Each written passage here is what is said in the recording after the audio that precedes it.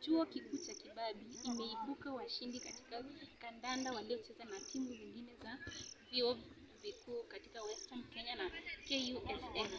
Hii imetokeleza kwa Kibabii University kufunga mabao mengi kuliko zaidi ya wengine. So ni hao ndio wako staff zaidi.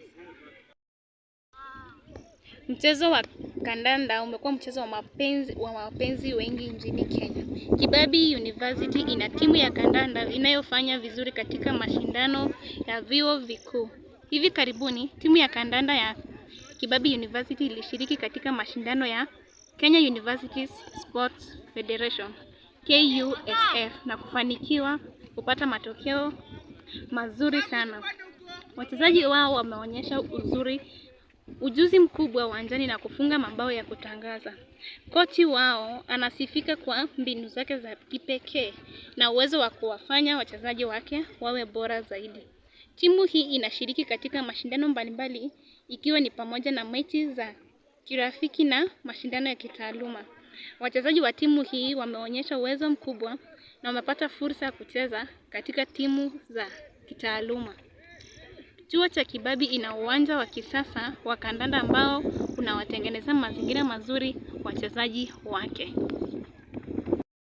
Kibabii University inahitaji kukuza michezo ikiwa ni pamoja na kandanda ya kuwafanya wanafunzi wake wawe na afya bora na kukuza vipaji vya vijana.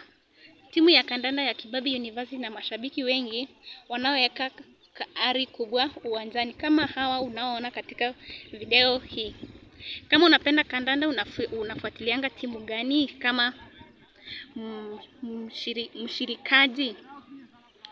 So kuna mashindano ya hivi karibuni ambayo ni KUSF League ambapo ni kwa full inaitwa Kenya University Sports Federation KUSF. Kuna mashindano ya kitaaluma, kuna mechi za kirafiki dhidi ya timu za vyuo vingine. Wachezaji wa kuangalia ni kama Casemiro, kuna John Doe, kuna James Smith, kuna Michael Johnson ambaye ni goalkeeper unayeona katika video hii.